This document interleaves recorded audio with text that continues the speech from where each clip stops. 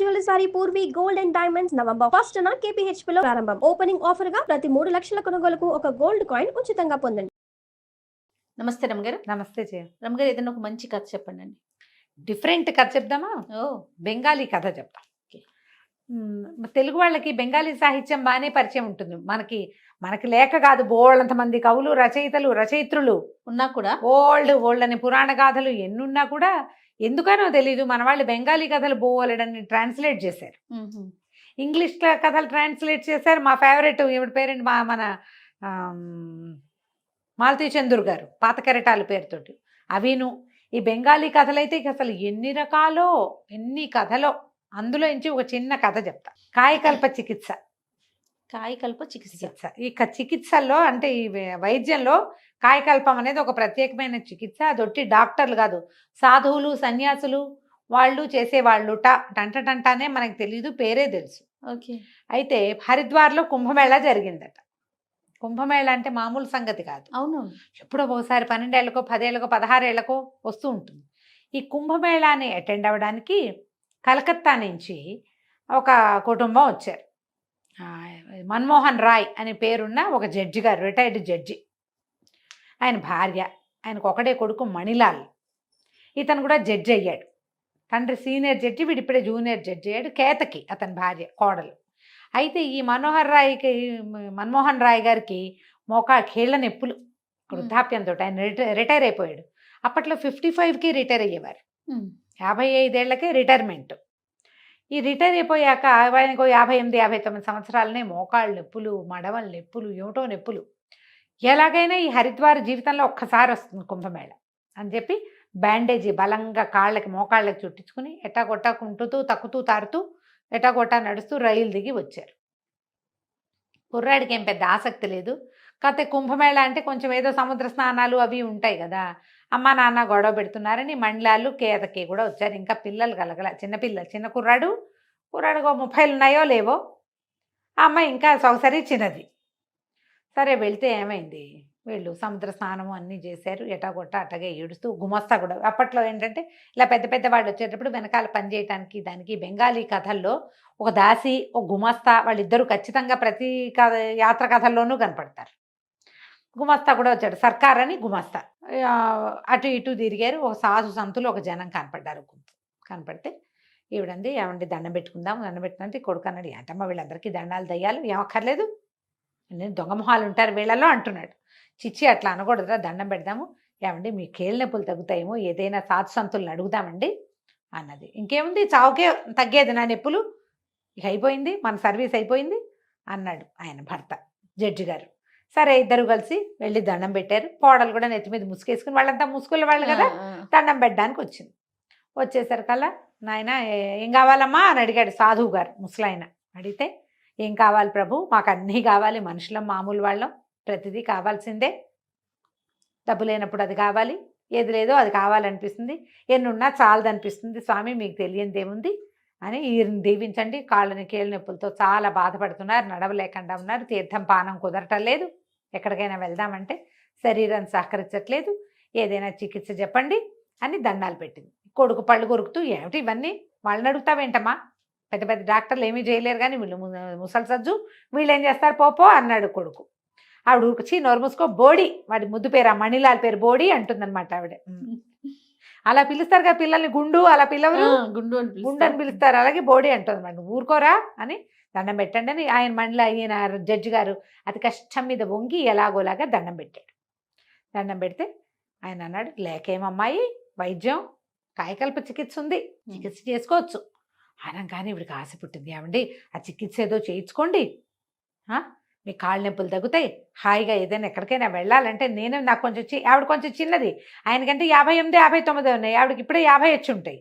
కొంచెం స్థూలకాయ రాలు తప్పిస్తే అంత కీళ్ళ నొప్పులు లేవు ఆవిడకి. భార్యకి భర్తకి 8, 9 సంవత్సరాల గ్యాప్ ఉంటుంది కదా.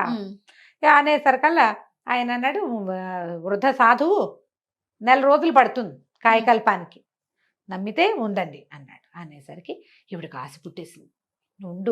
ఉందాం ఇక్కడే ఉందామని బతిమలాడ్డం మొదలుపెట్టింది. అమ్మా ఇదంతా హంబక్కు, ఇవి నమ్మకు, ఈ ఊళ్ళో ఏమని ఉంటామమ్మా, నాకు ఉద్యోగం లేదా, ఆయన అంటే రిటైర్ అయ్యి ఉన్నాడు, నీకు పని పాట లేదు అని కొడుకు విసుక్కున్నాడు. పిసుకునేసరికల్లా ఈయన మెల్లిగా సాధువు గారి దగ్గర కూర్చుని చిన్న సాధువుల దగ్గర విషయం కనుక్కున్నాడు. 1 నెల రోజులు ఏకాంతం, చీకట్లో ఉండాలి. 1 నెల రోజులు బయట ఏదైనా వార్తలు ఇవ్వటమే తప్పిస్తే చూడకూడదు. 1 నెల రోజుల పాటు లోపల ఉండాలి. ఉండేసరికల్లా ఈవిడేమంది, నువ్వు వెళ్ళిపోరా, మేము ఉంటానులే, నువ్వు ఇంటికి వెళ్ళిపో, మేము ఇక్కడే ఉంటాం, నేను చూస్తూ ఉంటానంటే ఈయన అన్నాడు, నీ గోలు ఎవడు పడతాడు, ఆయన ఏకాంతం అంటుంటే ఎంతసేపు చూస్తానంటావు, నువ్వు ఎవరు చూడకూడదుట, నువ్వేమో వెళ్ళిపోవు, నువ్వు కూడా పిల్లడితో పాటు వెళ్ళిపో. ఇప్పుడు తనుందనుకో అత్తగారు, కోడలు చిన్నపిల్లని తనకు సాయం ఉంచుకుంటుంది, తను వెళ్ళిపోతుంటే పిల్లని ఇక్కడ ఎందుకు ఉంచుతారు? సరే మీరందరూ బోడి మీ నాన్న మీ అమ్మని మీ ఆవిడ్ని తీసుకుపోరా, సర్కార్ని ఒకడిని నాకు తోడుంచు, వాడు ఉత్తరం రాస్తూ ఉంటాడు, ఈయన ఎవరితోటి మాట్లాడకూడదు, కమ్యూనికేట్ చేయకూడదు అన్నారు. ఉత్తరం రాస్తాడులే, ఉండడానికి సిద్ధపడ్డారు. అయింది. అక్కడి నుంచి ఏమైంది, సరే తల్లి కొడుకు కోడలు ముగ్గురు వెళ్ళిపోయారు. సర్కారు మన్మోహన్ రాయ్ గారు ఉండిపోయారు, జడ్జి గారు సర్కార్ పనివాడి సర్కార్ గుమాస్తా సర్కారు ఉండిపోయారు. ఉండిపోయాక వాడు 3 రోజులకు ఒకసారి సర్కారు, 4 రోజులకు ఒకసారి, 5 రోజులకు ఉత్తరం రాసేవాడు. అయ్యగారి పళ్ళన్నీ రాలిపోయినాయి, కొత్త పళ్ళు గవ్వల్లాగా వస్తున్నాయి, నెత్తి మీద జుట్టంతా ఊడిపోయింది, జుట్టంతా పండిపోయింది కదా ఆయనకి, అంతా ఊడిపోయింది, కొత్తగా మొలకలు వస్తున్నాయి, నడక సాఫీ వచ్చింది, నొప్పులు తగ్గాయి, నడుము సాఫీ అయ్యింది, అలాంటివన్నీ రాస్తున్నాడు. నెల పూర్తయింది. నెల పూర్తయితే వీళ్ళు ఏం చేశారు, నాన్నగారు వచ్చే రోజు వచ్చేసింది, రేపు వచ్చేస్తున్నామని సర్కారు ఉత్తరం రాశాడు. టికెట్లు బుక్ చేసుకున్నారు. సర్కారు అయ్యగారు బండి ఎక్కారు. బండి ఎక్కాక ఆ బండి దిగాక అతను ఏమన్నాడు, ఈయన జడ్జి గారు, ఒరే సర్కార్, నువ్వు బజార్ వెళ్ళి కొంచెం పళ్ళు స్వీట్లు అవి కొనుక్కురా, నేను మన వాళ్ళని కొంచెం తమాషా చేస్తా అని చెప్పాడు. చెప్పేసరికి సరే సర్కారు బజార్లోకి వెళ్ళాడు. ఈయనేమో ఒంటెద్దు బడ్డి దిగి, ఇప్పుడు ఒంటి గుర్రం బళ్ళు అవి దొరుకుతాయి, జట్కా దిగి ఇంట్లోకి వెళ్ళాడు. ఇంట్లోకి వెళ్తే ఆ రోజు ఏమైంది, మీ నాన్న ఎప్పుడురా వచ్చేది అని వాళ్ళ అమ్మ అడిగింది. అడిగితే అమ్మ మధ్యాహ్నం బండికి వస్తారు, సాయంకాలం బండికి వస్తారు. వీళ్ళు ఏం చేశారు, మధ్యాహ్నపు బండికి వచ్చేసారు. ముందుగా సాయంకాలం బండికి వస్తారంటే ఈ కేతకి ఏం చెప్పిందంటే, ఏమండి నేను మనం బజార్లో చూసిన చీర పట్టుకురండి, నేను ఆ చీర కట్టుకునే స్టేషన్కి వస్తా, చీర కట్టుకోకపోతే స్టేషన్కి రాను మామగారిని రిసీవ్ చేసుకోవడానికి అనేసరికి ఈయనన్నాడు, ఏమే నేను కూడా కాయకాలు పనిచేసుకుని వృద్ధుని అయిపోతాను, నీ రోగం బాగా కుదురుతుంది, మొగుడు పెళ్ళాలి బోళ్ళంతా సరసం ఆడుకున్నారు. తల్లేమో సరే అమ్మాయి ఆమె మేడ మీద ఉన్నారు వాళ్ళిద్దరు, కోడలు ఒక గదిలో, కోడలు కింద గదిలో ఏదో పని చేస్తుంది, అత్తగారేమో పై గదిలో. ఈ పిల్ల ఏం చేసింది, ఏదో పని చేసుకుంటుంది, భర్త ఏమో ఆఫీస్కి వెళ్ళిపోయాడు. మధ్యాహ్నం మామగారు వచ్చాడు. ఈయన లోపలికి వెళ్ళేసరికల్లా ఆ పిల్ల ఏదో పని చేసుకుంటుంది, నెత్తి మీద ముసుగు లేదు. చప్పుడయ్యేసరికల్లా వెనక్కి తిరిగి ఆ వచ్చారు చీర తెచ్చారా అని అడిగింది.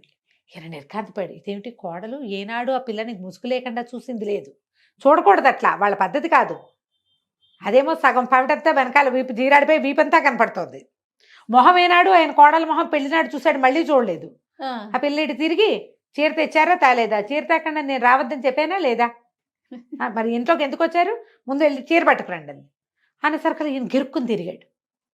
ఆ అమ్మాయి ఏమనుకుంది, భర్తే చీర పట్టుకు రావడానికి వెళ్ళాడు అనుకుంది. ఈయన గబగబా మెట్లెక్కి పైకి వచ్చాడు. మెట్లెక్కి పైకి వస్తే ఆవిడేమో ఏదో కుట్టుకుంటుంది కూర్చొని, ఆ భార్య కాస్త కను వెలుగులో ఉంది. అమ్మీ నేను వచ్చేసాను అన్నాడు. అమ్మీ అన్నాడు. ఈవిడికి అమ్మలాగా వినపడింది. ఏమిట్రా బోడి, ఎప్పుడురా మీ నాన్న వచ్చేది అని అనగానే నిర్కాంతపడికి ఏమిటి బోడి బోడి అంటుంది, ఏమిటో తెలియలేదు. నేనేనే అన్నాడు. నేనే అనగానే ఏమిటది, ఏం మాట్లాడుతున్నావు, ఏమిటా మాటలు, సరిగ్గా మాట్లాడు వెధవా అంటుంది ఆవిడేమో. ఇంకేం చేయాలో తెలీదా, అర్రే సర్కారం తేకుండానే వచ్చానే, వీళ్ళు నన్ను గుర్తుపడుతున్నట్లేదు అనిపించింది. అర్థం కాలేదు, సర్కారు కావాలి ఇప్పుడు. ఆయన మెట్లు దిగి రావటం మొదలుపెట్టాడు. దిగి వస్తుంటే కింద నుంచి మణిలాల్ వచ్చాడు పైకి. ఆ మెట్ల మీద వెలుగు తక్కువ, అప్పట్లో కరెంట్ లేదు, అన్ని గదుల్లోనూ దీపముడ్లు ఉండేవి. మెట్ల దగ్గరికి వెళ్ళాలంటే గదిలో నుంచి పైనుంచి కిందకి దిగేవాళ్ళు బుడ్డి పుచ్చుకుని దిగుతారు, కింద నుంచి పైకి ఎక్కేవాళ్ళు దీపం పుచ్చుకుని ఎక్కుతారు. కను వెలుగులో కనపడేసరికల్లా ఈయన ఎవడరా నువ్వు, పైనుంచి వస్తున్నావు, ఎవరు నువ్వు అని అడిగాడు ఈ మణిలాల్. అడగంగానే నన్న తత్త అన్నాడు. తండ్రికి అర్థం కాల ఏం చెప్పాలో. నేనేరా అంటానికి చేత కాలేదు. క్లయింటుని అన్నాడు. అనేసరికి క్లయింట్ పైకి ఎత్తుకెళ్ళావు నువ్వు, ఎవరు నువ్వు అని ఇట్లా చొక్కా పుచ్చుకున్నాడు. పుచ్చుకోగానే ఈయన నిర్కాంతపోయి నేనేరా మీ నాన్నని అన్నాడు. మా నాన్న ఇంకా నయం, మా నాన్నమేంటి దొంగ బద్దాలు ఆడుతున్నావా, పట్టు అని కిందకి ఈడ్చుకొచ్చేసాడు. ఈడ్చుకొచ్చేసరికల్లా ఈ లోపల వాళ్ళ అమ్మ పైనుంచి కాస్త దిగుతోంది, యువతలకి వచ్చింది. ఏమిట్రా మా బోడీ అరుస్తున్నావు, ఏమైందిరా అంటే వీడెవడోనమ్మా క్లయింటు, ఇప్పుడేమో నాన్న అంటాడు, చూసుకోవరా మీరు అన్నాడు. చూసుకోవటం ఏమిట్రా, ఇప్పుడు నువ్వేగా కిందకి దిగెళ్ళావు అంటుంది. కొడుకే వచ్చాడు అనుకుంటుంది కదా ఆవిడ. నేను కిందకి దిగి రావటం, నేను ఇప్పుడే వస్తున్నా, వీడెవడో పైనుంచి కిందకి దిగుతున్నాడు అని చెప్పేసి గట్టిగా పనివాడిని కేకేసి, ఒరే వాకిట్లో పోలీస్ బాయ్ నాగుంది చూడు, ఆయన కేకేసుకురా అన్నాడు.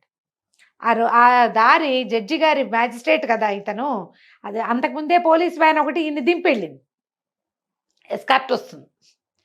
వాడు పరిగెత్తుకుంటూ వెళ్ళి పోలీస్ ఇన్స్పెక్టర్ని పిలుచుకొచ్చారు. పోలీస్ ఇన్స్పెక్టర్ వచ్చాడు. ఆ కను వెలుగులో ఎవరో కుర్రాడు, ఇంచుమించుగా మణిలాలంత పొడుగు ఉన్నవాడు, నెత్తి మీద జుట్టు, వృద్ధుడు అయ్యేందుకు అవకాశం సుతరాము లేదు. ఇంకేముంది, అక్కడి నుంచి పోలీస్ ఇన్స్పెక్టర్ లోపలికి వచ్చి, ఎవరో నువ్వు ఏమిటంటే, ఇన్స్పెక్టర్ గారి కుర్చీ వేశారు. ఈయన హతాశుడని నెత్తివి చేయబెట్టుకుని కింద కూలబడ్డాడు. మామూలు పరిస్థితుల్లో అయితే ఆయన కింద కూలబడలేడు, మోకాళ్ళు సహకరించవు. ఇప్పుడు కుర్రాడైపోయాడు, ఆయన ఢామ్మని కింద కూర్చున్నాడు. ఈ మణిలాల్ అన్నాడు, ఎవరోనండి, ఇంట్లోకి వచ్చేసాడు. ముందేమో క్లయింట్ అన్నాడు, ఇప్పుడేమో మా నాన్న అంటాడు. నేనేరా అబ్బి, నువ్వు నన్ను గుర్తుపట్టలేదా అంటాడు ఆయన నెత్తి కొట్టుకుంటూ. ఇంతలో ఏమైంది, సర్కారు వచ్చి వీళ్ళొచ్చి 2 గంటలు అయిపోయింది కదా. ఆ సర్కారు పళ్ళు పువ్వులు అన్నీ మోసుకుని లోపలికి వచ్చి, అయ్యగారు ఏంటండి కింద కూర్చున్నారు అన్నాడు. అనగానే మండలాలు నిర్కాంతపడి, ఎవరిని రా అయ్యగారు అంటాం. అదేంటి బాబు, మన నాన్నగారే అని ఆ సర్కారు చెప్పాడు. చెప్పంగానే ఆవిడ పరిగెత్తుకుంటూ పైనుంచి కిందకు వచ్చింది. కేతకి సిగ్గేసింది. ఇందాక మావగారేనమాట లోపలికి వచ్చింది, వీపంతా చూపించింది, మొహం చూపించేసింది, నెత్తి మీద కొంగు సవరించుకుంటూ వెళ్ళి ఒక మూల నుంచి ఆయన 2 దీపాలు పెట్టి ఇన్స్పెక్టర్ చూస్తే ఏముంది, నుంచున్న మండలాలు ఒకడు, నేల మీద కూర్చున్న మండలాలు ఇంకొకడు. తండ్రి డిట్టో కొడుకులాగానే ఉన్నాడు. ఆయన ఆశ్చర్యపడి, ఏంటండి బాబు ఇదే, కాయకల్ప చికిత్స చేసుకున్నానండి, అక్కడికి ఉత్తరాలు రాసాము, పళ్ళు వచ్చినాయి, జుట్టు వచ్చిందని, వీళ్ళని సర్ప్రైజ్ చేద్దామని ముందొచ్చేసాను. సర్కారు లేకుండా రావడం వల్ల నేను మీ కాళ్ళ దగ్గర కూర్చోవాల్సి వచ్చింది. ఆ సర్కారు వచ్చి గబగబా రెక్కపుచ్చుకొని లేవదీశాడు ఆయన. మణిలాల్ కూడా నిర్కాంతపడి, కాయకల్ప చికిత్స ఇంత చేస్తుందా, మా నాన్న నన్ను చేసేసిందిగా. కోడలు సిగ్గుపడి చచ్చి లోపలికి పోయింది. ఇంకేం చేయాలో తెలియక ఇన్స్పెక్టర్, క్షమించండి పొరపాటు అయింది, ఎందుకు పోలీసులు పిలిచారు బాబు అని అడుగుతున్నాడు సర్కారు. ఇప్పుడు అక్కడ ఎవరో దొంగ అనుకున్నాడు. ఇంతలో ఏమైంది, మ్యాజిస్ట్రేట్ని కలవడానికి ఒక వార్త, టీవీలో వార్తలు పేపర్లో వేస్తారు కదా, వాళ్ళొకళ్ళు వచ్చి వీళ్ళిద్దరినీ ఫోటో తీశారు. ఫోటో తీసి మర్నాడు పేపర్లో వేశారట. 25 ఏళ్ల భర్త, 50 ఏళ్ల భార్య, ఇప్పుడు ఏం చేస్తారు వీళ్ళు అని. ఆవిడ లబోదిబోమని ఏడుపు, మళ్ళీ చికిత్స చేసుకురా, లేదా ఇంకా 4 రోజులు నేను చచ్చాక ఇంకో పెళ్లి చేసుకుందు కానీ ఇప్పుడు కొడుకు అంత ఉన్నవాడితోటి నువ్వు నేను కలిసి ఉంటాం ఏమిటంటుంది ఆవిడ. అబ్బాయి 25 ఏళ్ల వాడైపోయాడు ఆయన. అదే పళ్ళు ఊడిపోయినాయి, కొత్త పళ్ళు వచ్చినాయి, జుట్టు అంతా ఊడిపోయింది, తెల్ల జుట్టు అంతా, మళ్ళీ ఫ్రెష్ జుట్టు వచ్చింది. వాడు చూస్తే అన్నయ్య భార్య తమ్ముడు పక్కన, కొడుకు పక్కన నుంచుంటే ట్విన్స్ అల్లే ఉన్నారు వాళ్ళిద్దరు. కోడలు అంటుంది, ఓహో 50-60 ఏళ్ళు వస్తే మీ నాన్నలాగా అవుతారా మీరు, కర్మ అంటుంది.